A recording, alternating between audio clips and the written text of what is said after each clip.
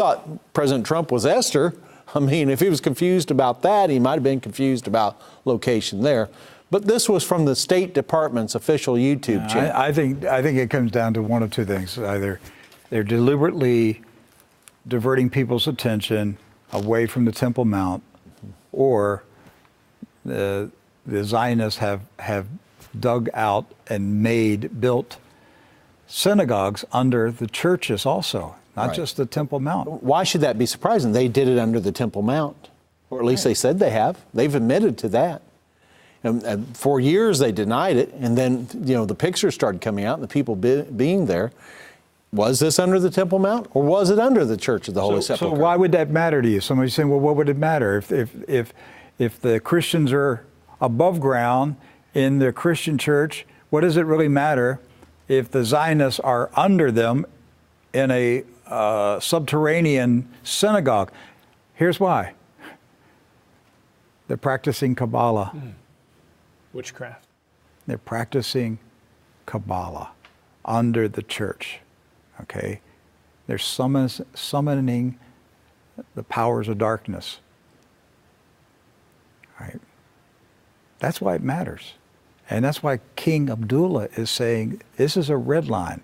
I'm not going to give up. I'm not going to be bullied and pressured. His schedule had to be changed, and he would go back to Jerusalem another time.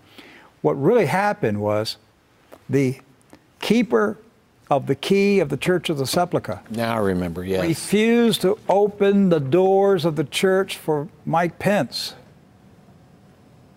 The whole photo op was ruined. That's okay? It. I remember that. Now, who am I talking about? There are two Muslim families in Jerusalem. And these families have been there for centuries. I mean, probably 1,000 years. Yes, yeah, probably a little bit more than 1,000, because one of the keys itself is about 800 years old. They actually had one of the keys break and had to remake it 800 years ago. So when the Islamic warrior Saladin conquered the Crusaders and took control of Jerusalem, all right, he entered into an agreement that the Muslims would protect the Christian churches. And so he appointed two Muslim families. Some people think he deliberately chose two just to make sure one didn't get out of control and, kind of balance of power. Okay? The one family is Judah, Joudeh,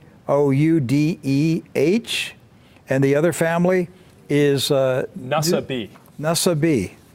All right?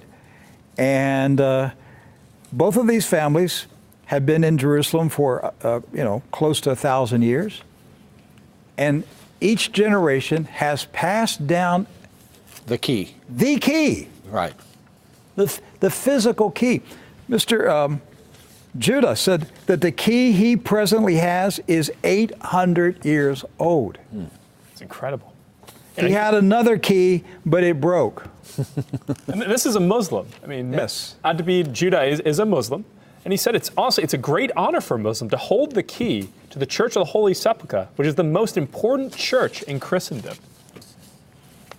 That's not disrespect. We don't hear this in America. We don't hear, because what we have been told is Christian Americans, and you should hate Muslims, you should kill Muslims. Because they're going to tear down all the churches yes.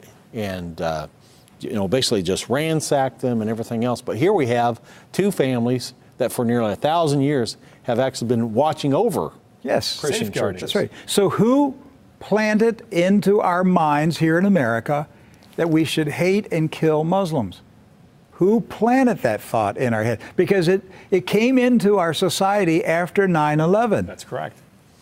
So 9/11 was a calculated, planned operation, and it changed everything in our country. And so we were saturated with media propaganda, which who owns the media in this country? So we're saturated with this media propaganda. You Americans, you need to hate Muslims. You need to go to war. You need to send your sons to go kill Muslims. All right? And yet, when you go to the Middle East, you find out that the Muslims like Christians, are taking care of Christian churches. Yes. Do not hold animosity against Christians or Americans, except in the case where Americans are pushing for war in their countries or trying to take their land. So they've lived together. They've lived together for centuries and centuries. Jews, Christians, and Muslims have lived together for centuries. They were buying and selling. They were trading. They were doing business together. They were building houses next door to each other for centuries. And it didn't change until the Zionists came. Now, see, you say, wait a minute, I thought Zionists are Jews. Not all Jews are Zionists. And not all Zionists are Jews. Right. Zionism is a political movement. Yes. Right. It's an ideology. Yes. Yes. Not an ethnicity. And so when the Zionists came to Jerusalem and Palestine, basically in the 1920s and 30s and 40s, all right, they came to agitate. They came to infiltrate. They came to seize control. And so they formed paramilitary groups, like Irgun. And that's where Ariel Sharon and Menachem Begin, these guys were young terrorists. And so there's where the hatred started to come in. The fighting, the animosity, the bitterness. But it didn't start until the Zionists appeared. Jews, Muslims, and Christians were coexisting. Yes. That's right. So King Abdullah he's facing a very serious challenge. And we're going to see here probably in about 3 to 4 weeks that the Israeli election is April 9. The Trump peace plan is going to come out after April 9.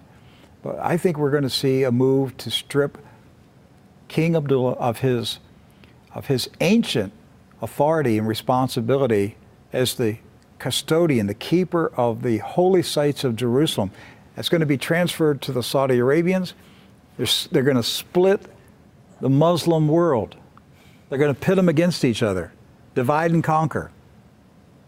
I mean, isn't it? So cruel. It's an evil plot, an evil plan, all right? And they know that King Abdullah, his military's not big enough, strong enough to take on Israel, which means taking on the United States.